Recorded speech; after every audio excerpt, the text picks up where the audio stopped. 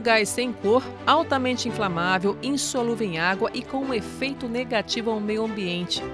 O metano é um poluente de vida curta, mas com impacto 21 vezes mais potente que o dióxido de carbono. Ele tem sido responsável por cerca de 30% do aquecimento global desde a época pré-industrial e está aumentando mais rapidamente do que em qualquer outra época.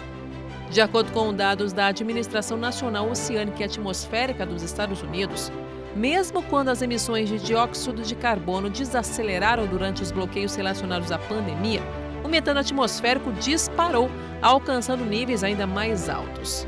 Quais as principais fontes de emissões de metano?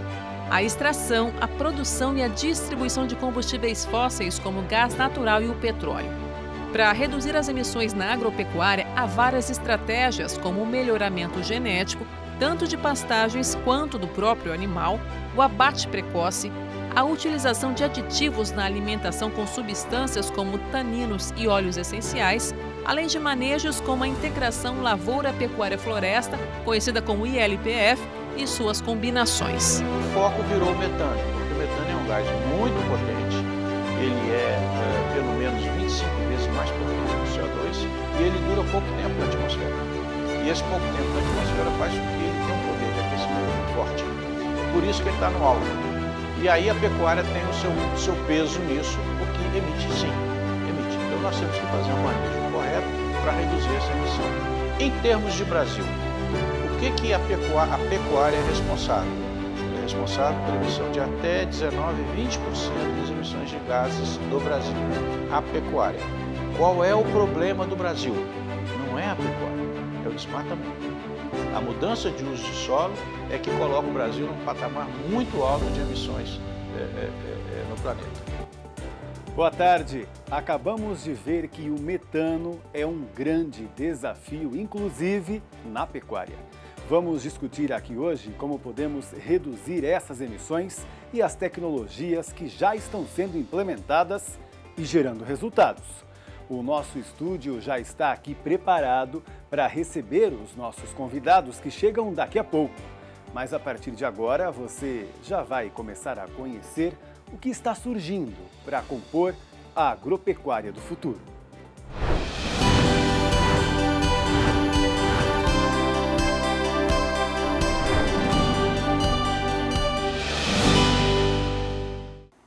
Vamos então continuar aqui com o nosso tema agora com uma reportagem sobre as pastagens degradadas, que especialistas dizem que existe um grande número, de pastagens degradadas pelo Brasil e que, se trabalhadas, elas podem já mitigar essas emissões do carbono dentro de uma propriedade rural, além, é claro, de ainda ajudar com o gado a diminuir o metano. Então vamos ver essa reportagem.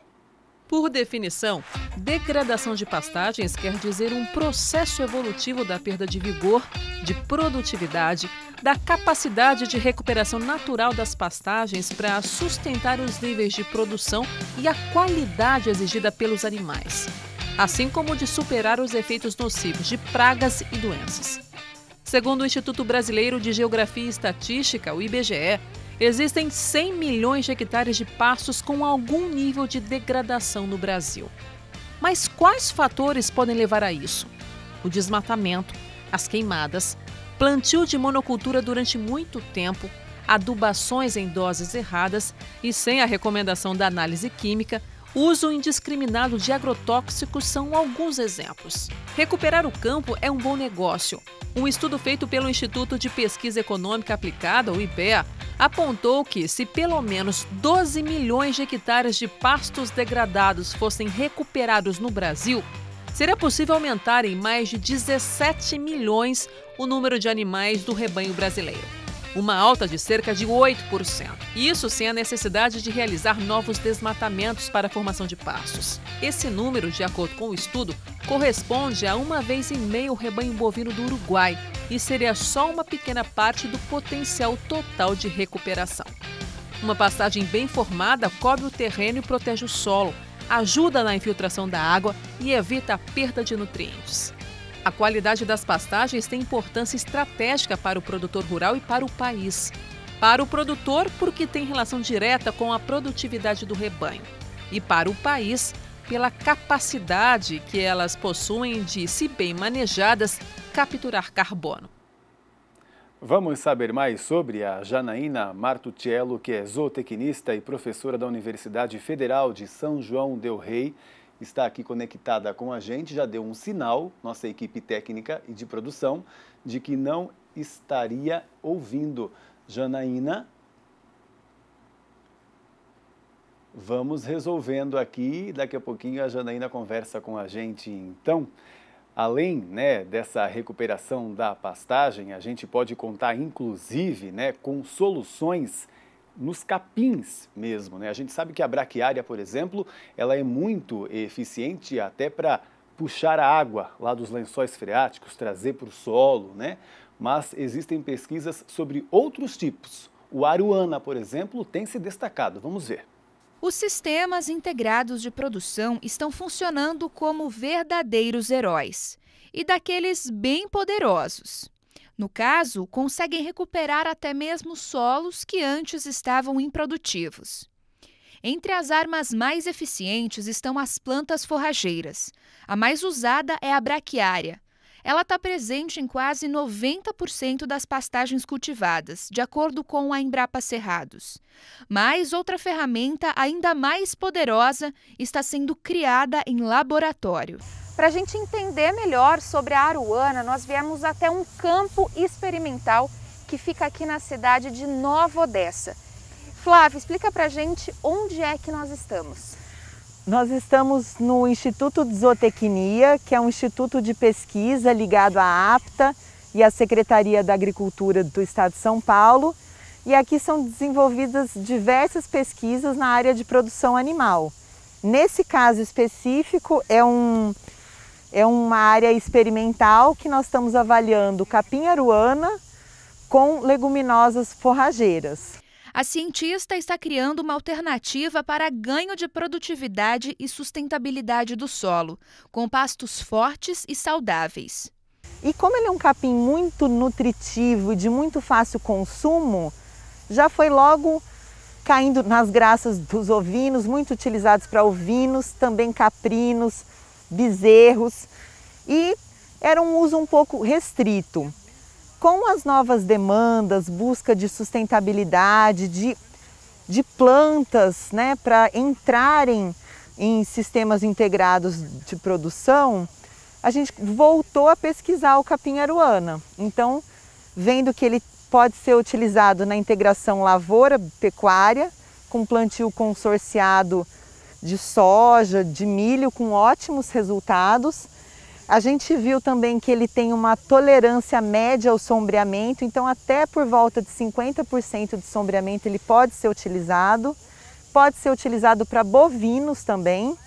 Então é um capim bastante versátil e pelo que a gente tem de relatos, está sendo usado em todo o Brasil. O capim-aruana foi desenvolvido aqui no Instituto de Zootecnia em 1989.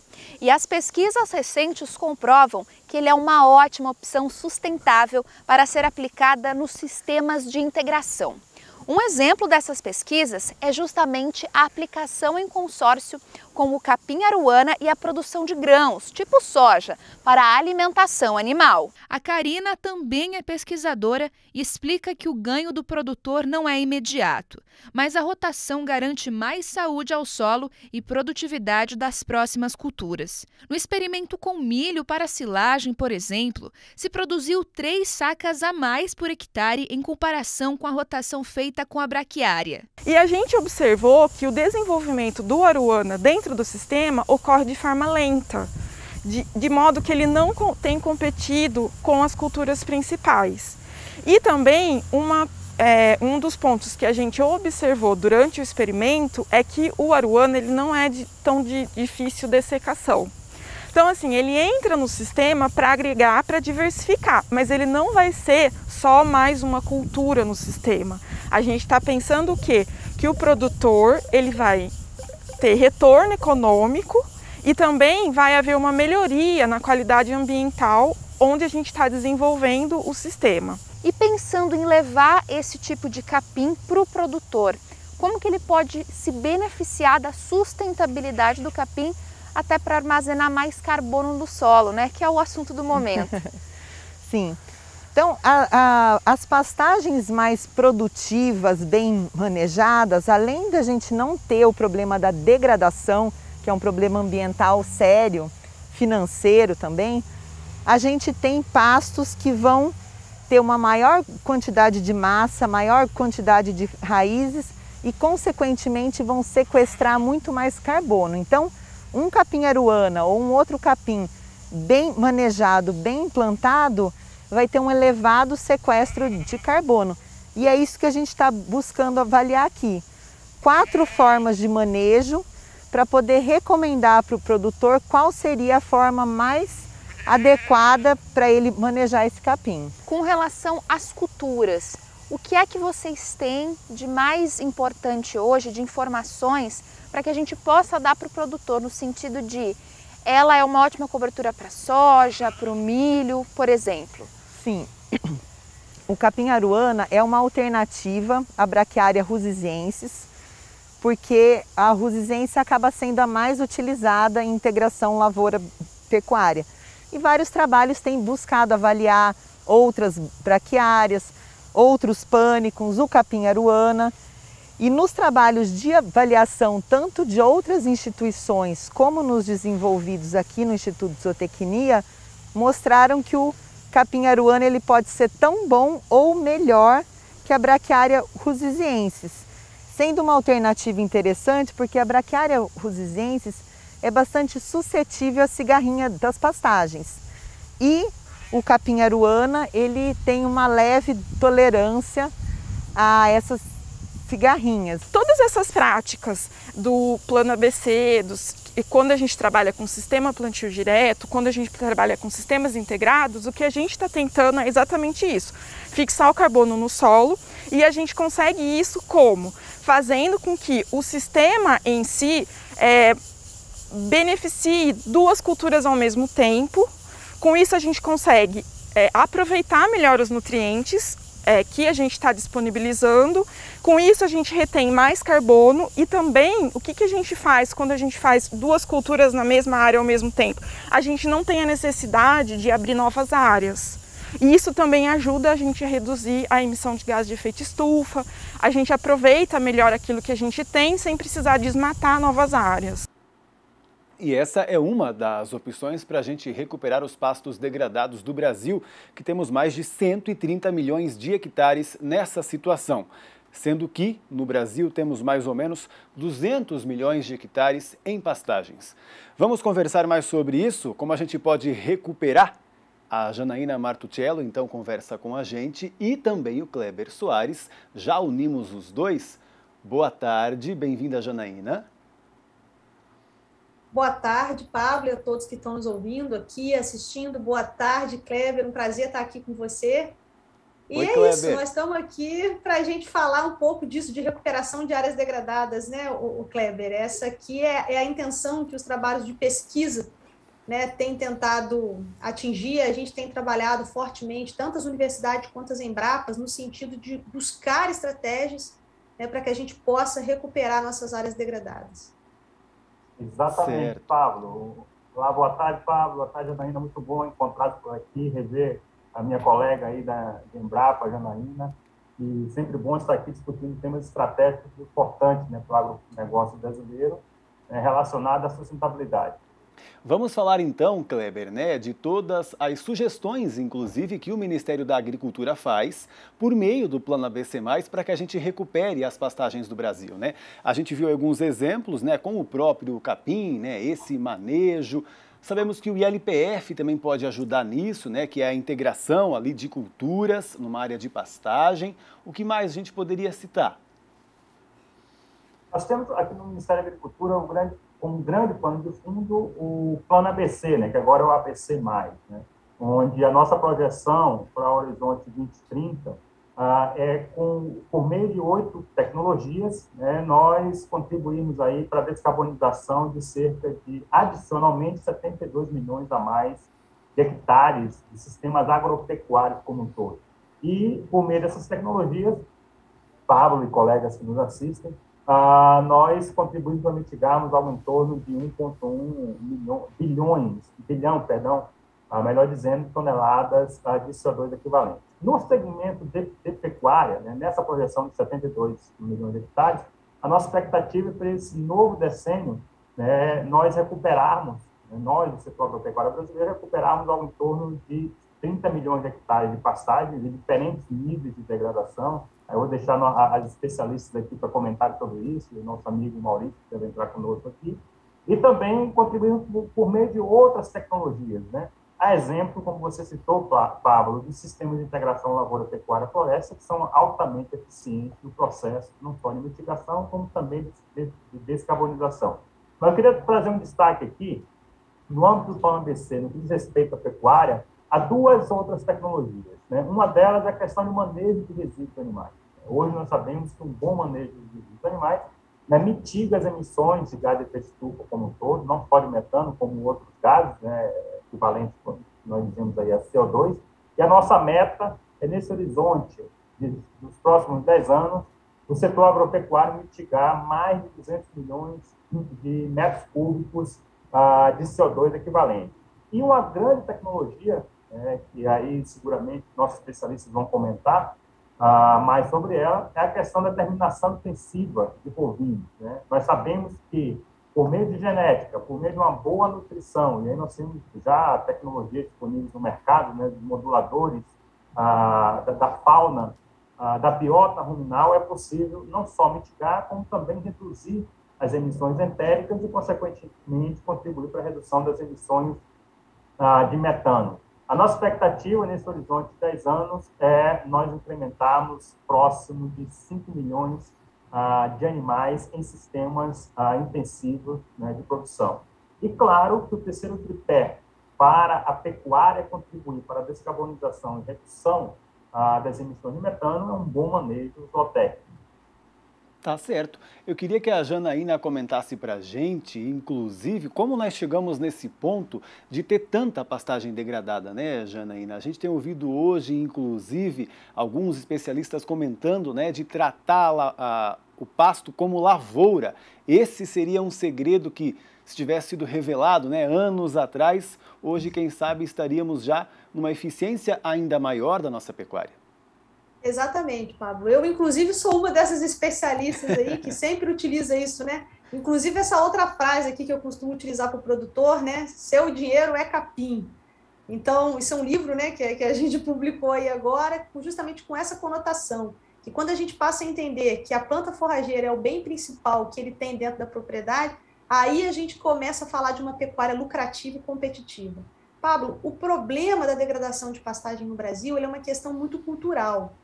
Né? Então, de forma geral, a nossa pecuária ela tem alguns mitos, e um dos grandes mitos que a gente tem na pecuária é justamente achar que as nossas plantas forrageiras elas não precisam de reposição de nutrientes ou não precisam ser tratadas como lavoura. Isso é um grande problema que a gente tem, né? Achar que as nossas plantas forrageiras vão ficar naquele recurso ali, que seria o solo, que é um recurso extremamente importante, né, para os sistemas de produção a pasto, e que esse recurso ele não tem fim, que a planta forrageira vai tirando ali e não tem que haver reposição. Então, nós chegamos a esse ponto justamente porque a pecuária, de forma geral, ela é feita em áreas mais marginais. Veja bem, em qualquer área que a gente faz lavoura, nós podemos fazer pecuária, mas não é em qualquer área que tem pecuária que a gente consegue fazer lavoura. Então, a gente tem que liberar, a gente tem condição de liberar muitas áreas de pastagens, Fábio, você falou algo em torno de 200 mil, mas a gente tem alguns dados que apontam que a gente tem cerca de 165 milhões de hectares de pastagens. As nossas áreas de pastagem diminuíram cerca de 13% nos últimos 20 anos e a gente aumentou a nossa produtividade em cerca de 115%. Então, nós estamos conseguindo resolver o nosso problema. O pecuarista brasileiro já está entrando nessa virada de chave da compreensão de que a gente precisa recuperar essas áreas para ter uma pecuária mais competitiva. Então, a gente chega a esse ponto por questões culturais da falta de compreensão dessa cultura pastagem que a gente está lidando. E aí a gente acaba deixando e fazendo esses sistemas mais extensivos nessas áreas mais marginais. Então, a gente conseguirá, recuperando grande parte dessas áreas, que a gente tem cerca aí de 80% degradada ou em degradação, não quer dizer que está tudo degradado. elas podem estar produzindo aquém daquilo que elas poderiam, tá? Mas a questão não é tão catastrófica como muitas vezes a gente coloca, porque a gente já está nessa virada de chave, o pecuarista brasileiro já tem a compreensão de que pasto é lavoura e que o dinheiro é capim, a gente só precisa fazer essas tecnologias todas chegarem até ele, e é o que a gente tem feito incansavelmente aí, né, junto com as nossas empresas de extensão, a própria Embrapa, com vários dias de campo, as universidades, e a gente tem trabalhado fortemente para isso. Vai haver uma mudança, ela já está acontecendo a passos largos, e a pecuária brasileira vai surpreender muito ainda. Que bom. Kleber, comenta até para a gente, né, dentro desse programa, a gente sabe que, inclusive, vocês têm aí apoiado outros programas até de estados também, né? Numa rede mesmo de sustentabilidade, e também até os nossos centros de pesquisa, né? Emater, Embrapa, enfim. Como é que está sendo essa troca de informação, hein? Muito bem, Paulo. Um dos objetivos do Plano ABC+, é exatamente fomentar e estimular essa ação distribuída dos programas das iniciativas de descarbonização da agropecuária brasileira. No âmbito do ABC+, nós temos o fórum, né, dos grupos de trabalhos estaduais, né, onde eles vão, por meio, sob a liderança da Superintendência Federal de Agricultura, levar, junto com a Embrapa, com a Emater, com outros parceiros, como a CNA, o sistema CNA como um todo, né, cooperativas, por meio do sistema OCDE e a própria iniciativa privada, estão levando tecnologias do programa ABC+, para os produtores rurais. Além disso, né, como você comentou, nós estamos também aprimorando as nossas políticas públicas de descarbonização. A propósito, a semana passada, a nossa ministra disponibilizou uma consulta pública para nós estabelecermos linha de bases mínimas, repito, diretrizes mínimas sobre descarbonização do agronegócio brasileiro.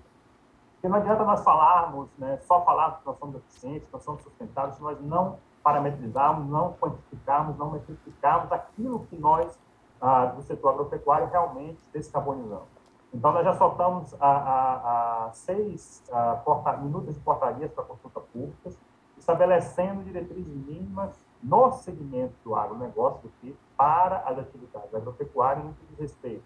O que é que nós vamos definir como, por exemplo, baixo carbono no sistema de produção, né? Na produção de carne, na produção de leite, na produção de soja, na produção de milho. O que nós consideramos carbono neutro? Tem muita gente falando por aí, carbono zero, carbono neutro, mas o que significa isso? Qual é a linha de base para poder nós, e o produtor, capturar valor sobre aquilo que ele produz, por exemplo, no sistema de plantio direto ou mesmo no sistema de integração lavoura-pecuária-floresta? E o que é considerado carbono negativo ou carbono estocado? Então, perceba que o papel do Ministério da Agricultura é dessas grandes diretrizes, né?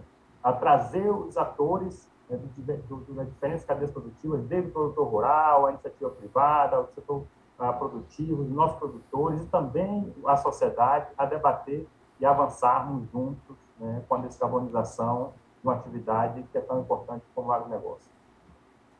Certo, realmente, até reforço aqui, né, que o Ministério da Agricultura, com o site, né, mesmo, lá no gov.br, está então com essa audição aí pública para que todos nós possamos sugerir, né, como que gostaríamos e como, né, acreditamos que essas nomenclaturas, né, sobre o tratamento com o carbono pode ser colocada em prática, até para ser mais justo numa questão de mercado, né, com o comércio também, com o consumidor final.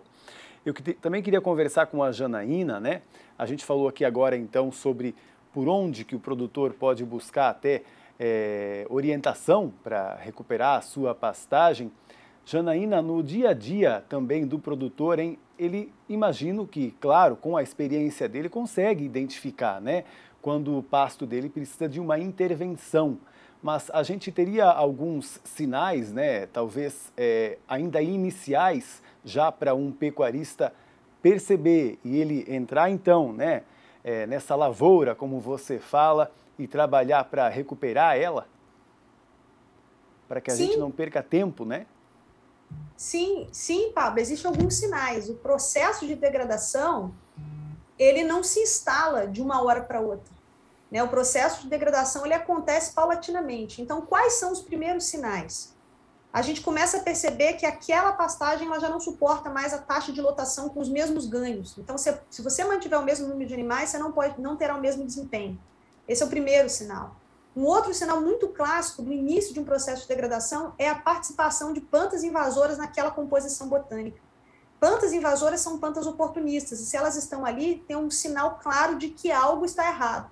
Então, os nutrientes que tem no solo estão atendendo ela, porque elas vão exigir menores quantidades, e não a planta.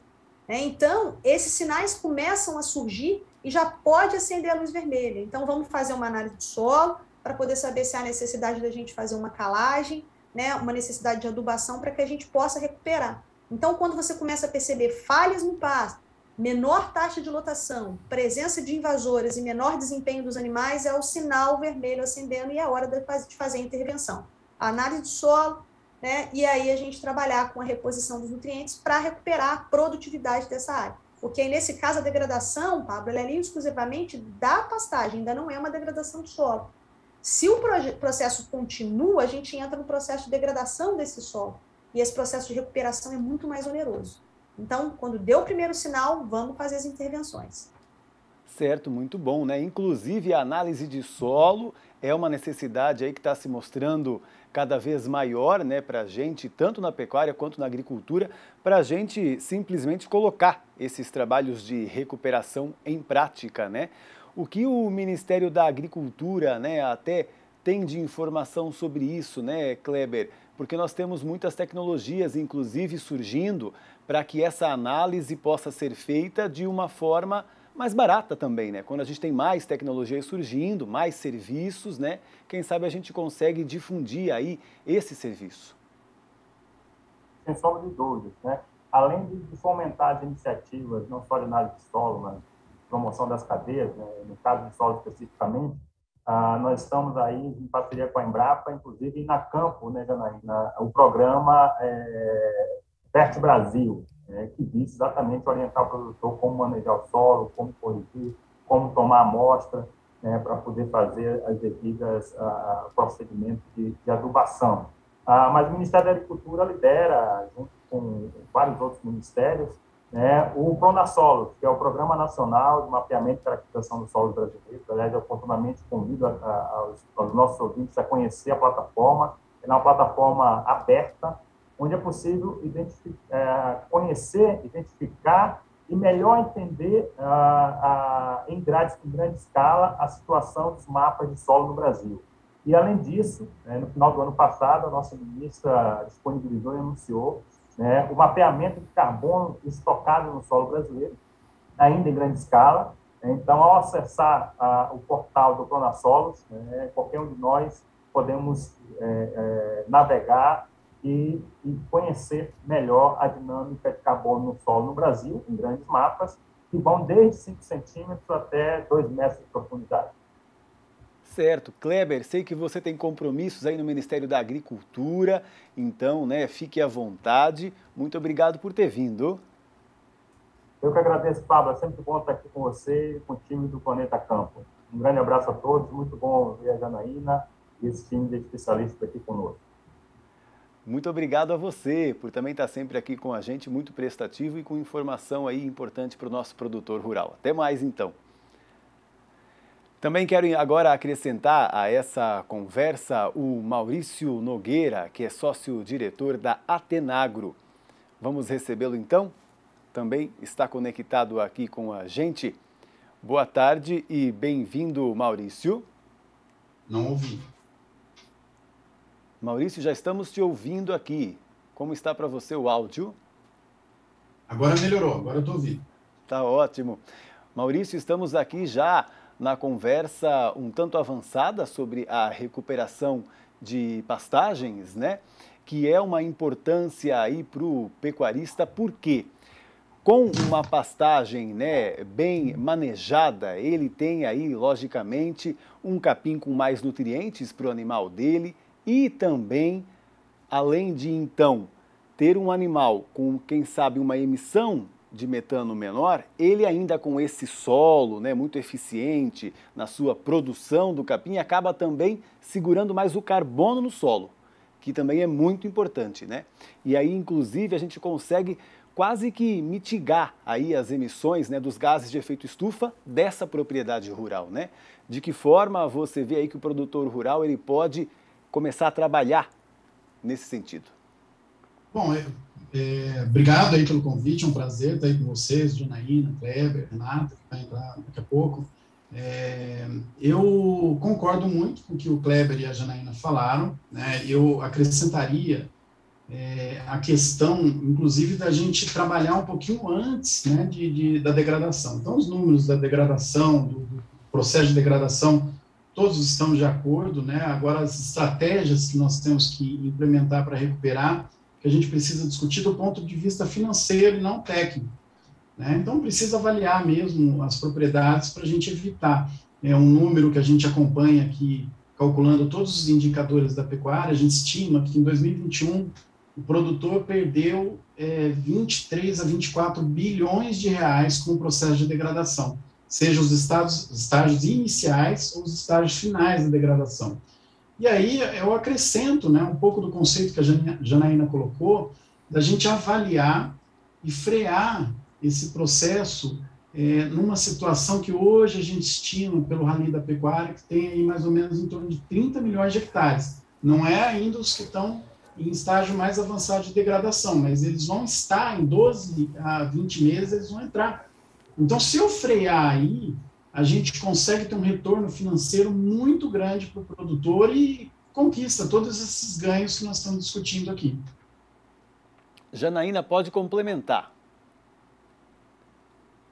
Estava no mudo aqui. Não, exatamente. Se a gente consegue recuperar essas áreas ainda nesse começo, a gente não piora, né, Maurício, os nossos dados. Ao contrário. E o que é mais interessante, tem uma coisa, não sei, Maurício, você me corrija aí se eu estiver falando besteira, mas se a gente recuperar tudo que a gente tem de área de pastagem degradada no Brasil, nós não temos mercado para tanto boi.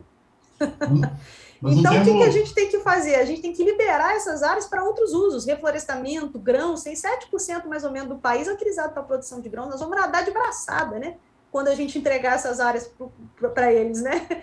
Então, é possível que a gente consiga trabalhar uma pecuária numa área menor, com menor espaço, a gente não precisa nem aumentar o rebanho significativamente para que a gente consiga ter, né, expressividade nessa questão da recuperação, né, Maurício?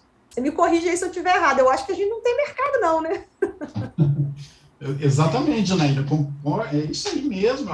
Na verdade, o potencial é tão grande de frear o processo de degradação que a gente não tem boi para colocar, né? Então, nós temos um problema grande hoje, que é uma preocupação nossa, que a gente acredita até que o ritmo de áreas de pastagens que podem ser cedidas, elas também são maiores do que o que a gente pode ocupar com a agricultura. Algumas regiões a gente não vai colocar grãos por questões de operação, não é aptidão de solo, tudo isso, é estrutura fundiária, né? Quantas propriedades pequenas estão nesse bolo que a gente tem que, teria que incorporar todas elas de uma vez. Então, nós temos algumas dificuldades que a gente precisa enfrentar com um pouco mais de pragmatismo, né? Porque o que é bom, que nós estamos discutindo aqui, é bom, concordo com você, o produtor está consciente, a gente precisa melhorar aí o acesso a finanças, né, para ele que consiga investir nesse processo,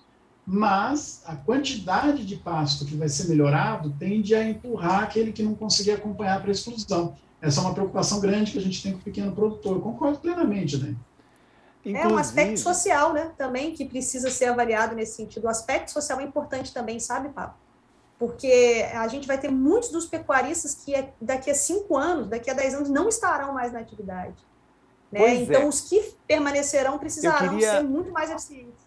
Aproveitar, né, esse gancho, como a gente fala no jornalismo, né, de que vocês deixaram aqui para a gente, de qual é a situação atual, né, dos nossos pecuaristas, né, porque a gente tem um potencial muito grande, né, em terra, com as nossas próprias pastagens, com o nosso estilo de produzir, que é muito eficiente, né, mas como é que estão os nossos pecuaristas para conseguir fazer isso? Bom, posso falar primeiro, Jané? Eu vou te dar um número, Pablo, assim, preocupante para a gente. Nós calculamos hoje, fazendo o cálculo de oferta e demanda, do tanto que a gente tem que produzir nos próximos anos para atender demanda externa e interna, a gente teria que dobrar cenário mais conservador ou quadruplicar no cenário mais otimista a quantidade de investimento em aumento de pacote tecnológico para atender o mercado, né? Então, imagina o tanto de recursos que eu tenho que levar lá para frente. E aí, para responder a pergunta que você tem, eu tenho falado bastante com os produtores que nós temos uma situação bem peculiar no Brasil. A pecuária está indo muito bem, se desenvolvendo, produzindo carne cada vez com mais qualidade, com mais confiabilidade e com mais produtividade. Mas se a gente pegar todo o espectro de pecuaristas, a maior parte dos pecuaristas está em crise. Então, nós temos uma ponta que está conseguindo responder, usando todos esses conceitos. Essa é a ponta que a gente consegue conversar. Aí, Janaína, você me corrige depois, né?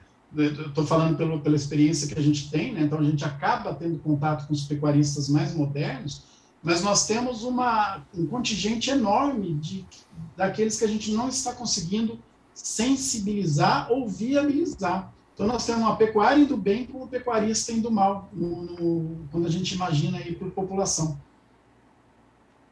Só completando, Pablo, se me permite a fala do Maurício aí, claro. O que acontece é que, na verdade, Maurício, eu acho que o que está faltando é o conhecimento mesmo. Então, aquele pecuarista que está na ponta, esses que a gente tem acesso, eles têm acesso à tecnologia por várias vias, mas nós temos uma grande parte dos nossos pecuaristas que estão, de fato, desassistidos. Então, uma coisa que me dói muito, que a gente observa, é o pecuarista tentando resolver um problema que academias, Embrapas já resolveu, só que não chegou até ele. Então, existe um elo aí que a gente tem que se preocupar. Muitas das vezes é pela ignorância, no sentido da palavra mesmo. A ignorância, né, de não conhecer a tecnologia que já foi gerada para resolver o problema.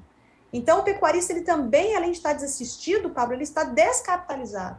Que isso é um processo que ele é oneroso, esse processo de recuperação. Então, a gente precisa trabalhar numa questão social para que a gente consiga fazer que os nossos pastos, que a nossa pecuária ela seja sustentável, econômica, ambiental e socialmente. Né? Porque a gente também tem que falar dessa sustentabilidade social, porque a gente tem que manter ele no campo, porque a gente tem uma demanda por alimentos muito alta, alguém tem que produzir esse alimento. Então, socialmente, é importante que a gente mantenha esses pecuaristas fazendo esse trabalho para que a gente consiga alimentar não só o Brasil, mas o mundo, né? Haja visto a quantidade de carne que a gente exporta. E a gente vai até 2030 precisar exportar muito mais. Alguém tem que produzir em menor espaço, né, e em maior quantidade. Ia perguntar justamente isso para você, né, Janaína, porque às vezes também aqui eu acabo reparando, né, com os nossos programas que os pecuaristas querem fazer, né, mas muitos deles realmente ainda não sabem por onde, né, por isso que lá no começo da conversa te perguntei por onde começar, né, nessa análise, por exemplo, né, e como o desafio para todos nós que trabalhamos com isso, às vezes não é nem a sustentabilidade em si, a prática sustentável, né? Mas como fazer essa informação chegar realmente quem faz na prática. Então a gente está aqui inclusive para isso, vamos disseminar essa informação e contamos com vocês. Muito obrigado por Exatamente. Hoje, por terem vindo, viu? E um bom trabalho então para vocês. Eu que agradeço, muito obrigado pelo convite. Muito obrigada. É um prazer participar. Até uma próxima. Tchau, tchau. Você que está assistindo aqui a nossa live, não perca também durante a semana, de segunda a sexta-feira, o programa Planeta Campo, que começa ao meio-dia em ponto, ao vivo, na tela do Canal Rural. E você pode participar sempre com a gente, mandando, né, uma mensagem, uma foto ou vídeo, aliás, melhor ainda, e contando, né, como é que está a sua experiência, o que você descobriu de novo. O que está implementando de manejo sustentável e está vendo, inclusive, resultado, né, com produtividade, com renda? Então, participe com a gente. Pode salvar no seu telefone aí o nosso WhatsApp, que é o 11 94 379 7041. Você conversa direto com a gente aqui. Ou também com o seu smartphone, câmera ligada, é só apontar para esse QR Code que aparece aí, ó. E aí você vai ser levado para uma tela que tem as opções de redes sociais. E aí você escolhe Facebook, Instagram e também pode conversar com a gente por meio das mensagens. Hoje estamos aqui discutindo as emissões de metano na pecuária. Vimos a importância de uma boa recuperação de pastagem.